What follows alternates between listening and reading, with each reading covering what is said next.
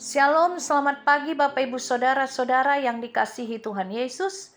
Senang sekali saya bisa menjumpai kita lagi pagi hari ini dan kita dapat menikmati pagi yang cerah ini. Kita akan sama-sama mendengarkan firman Tuhan. Karenanya mari terlebih dahulu Bapak Ibu Saudara-saudara kita berdoa. Ya Bapa, terima kasih Tuhan kalau kami dapat menikmati pagi yang indah ini pada hari ini. Itu semua karena berkat Tuhan kepada kami. Dan sebentar lagi kami akan menikmati berkat-Mu melalui firman-Mu ya Bapa.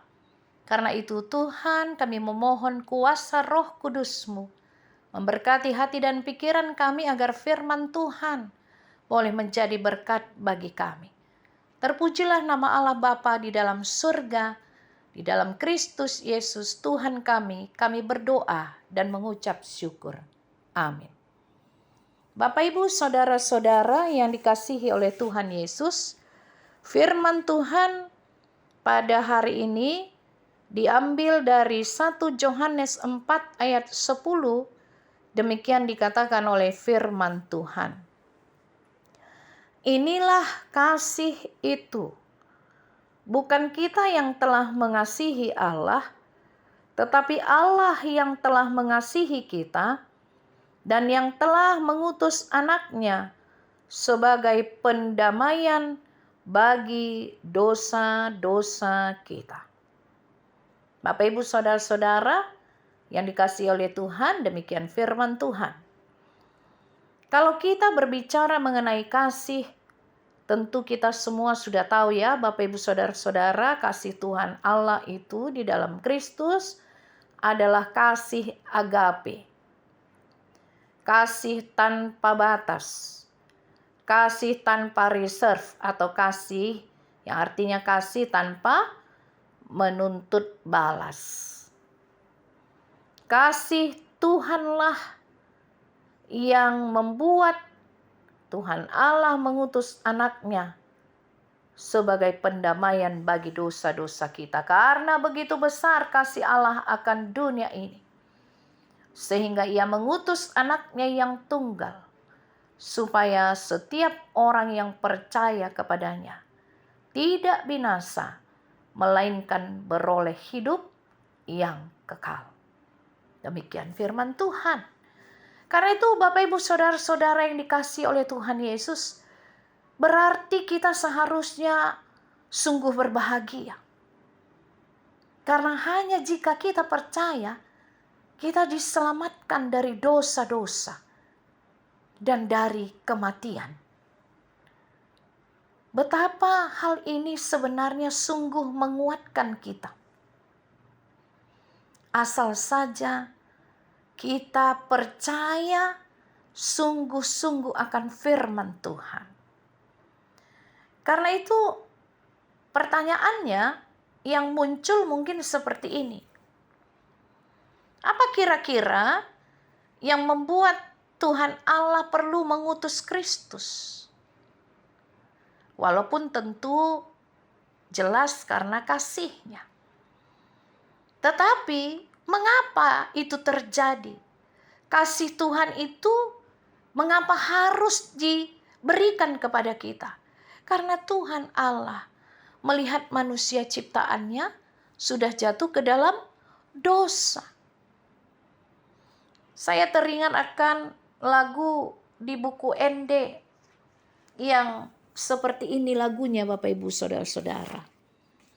Di tanda debatata nadi ibanai na met nang na balga dia sabang sowi dang magoloasonna nang sadasyani di togudo sudena tuha sonangani di togudo sudena tuha sonangani.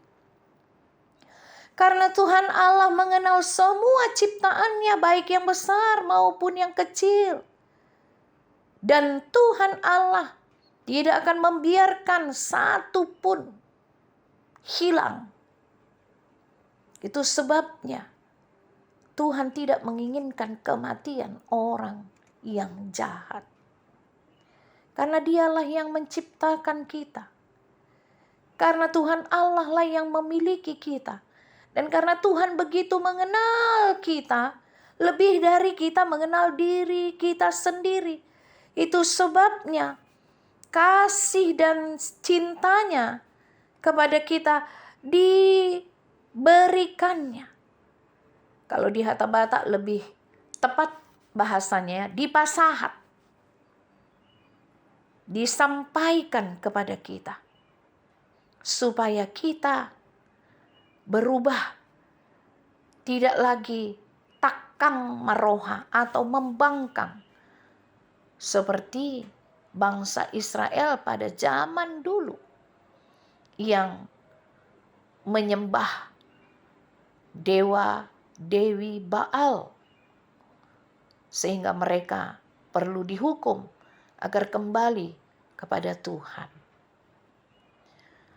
Tuhan Allah di dalam Kristus Yesus telah memberikan kepada kita kasih-Nya dan menunjukkan kepada manusia betapa Allah di dalam Kristus Yesus Tuhan itu memberi keselamatan kepada setiap umat-Nya.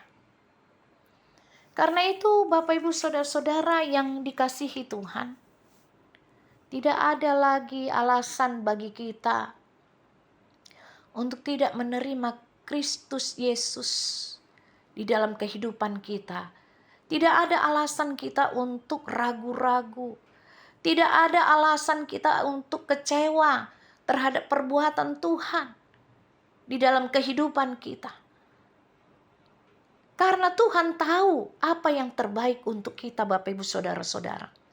Ada banyak orang yang berpikir, ya katanya Tuhan Allah mengasihi, menyelamatkan kami dari dosa-dosa. Sehingga Tuhan Yesus datang ke dunia untuk menyelamatkan kami orang berdosa.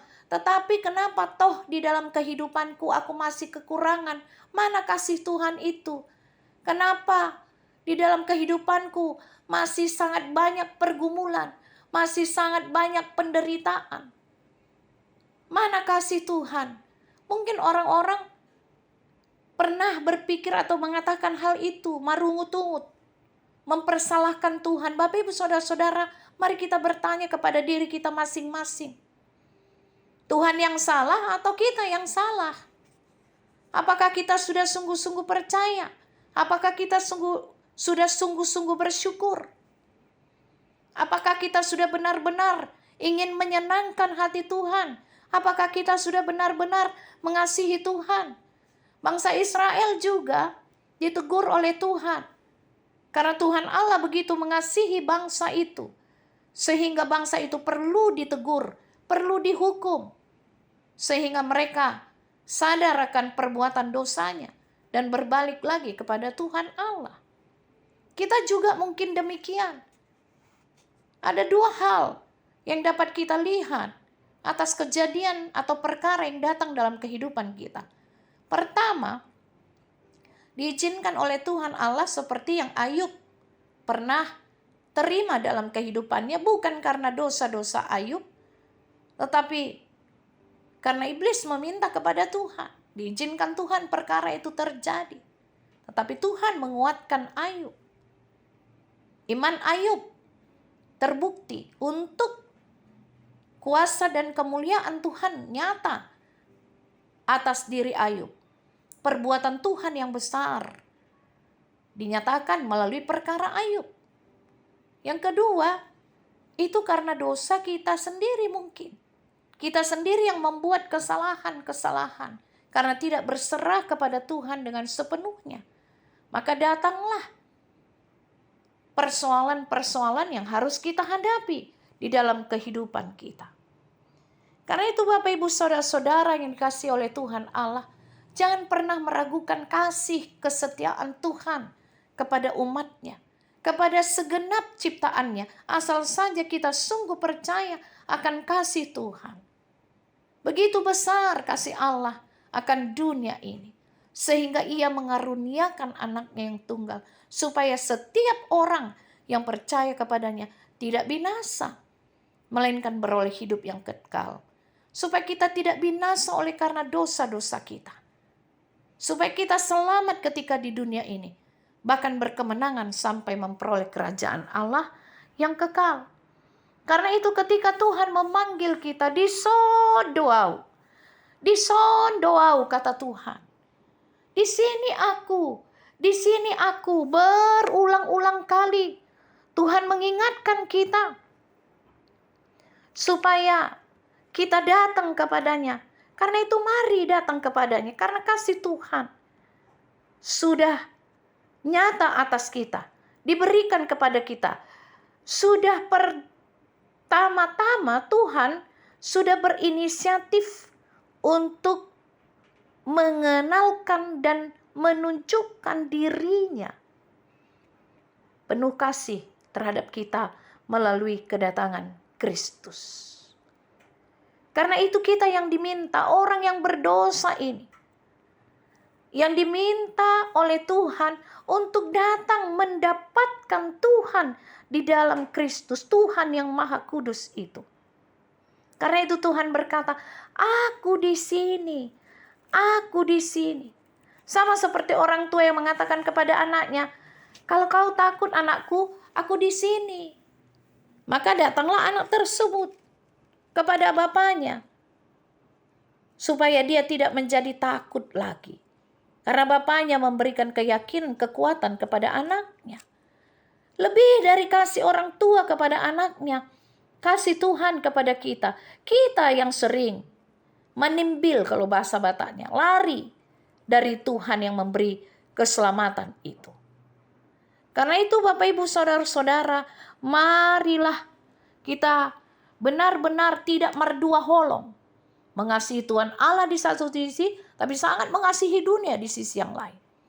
Mari pertama-tama kita mengasihi Tuhan dalam hidup kita. Karena Tuhan sudah pertama-tama terlebih dahulu menunjukkan kasih-Nya kepada kita. Dosa-dosa kita telah ditebus dan kita telah diselamatkan. Karena itu jangan capek-capek mencari keselamatan melalui dunia maya, melalui dunia. Tetapi datanglah kepada Tuhan dengan segenap iman percaya kita yang sempurna, karena kasih Tuhan telah menebus kita, menyelamatkan kita di dalam Kristus Yesus. Amin. Kita berdoa. Bapa di surga, terima kasih untuk firman-Mu yang memberikan kekuatan kepada kami. Keselamatan Tuhan telah berikan kepada kami dengan kedatangan Tuhan Yesus Kristus di tengah-tengah dunia. Kasih-Mu begitu besar ya Bapa. Maka kami pegang janji Tuhan, firman-Mu yang menjadi pelita dalam kehidupan kami. Firman-Mu yang menguatkan kami ya Bapa. Karena kasih-Mu begitu besar kepada kami. Terima kasih Bapa. Terpuji nama Allah Bapa di dalam Kristus Yesus Tuhan kami kekal selama-lamanya. Amin.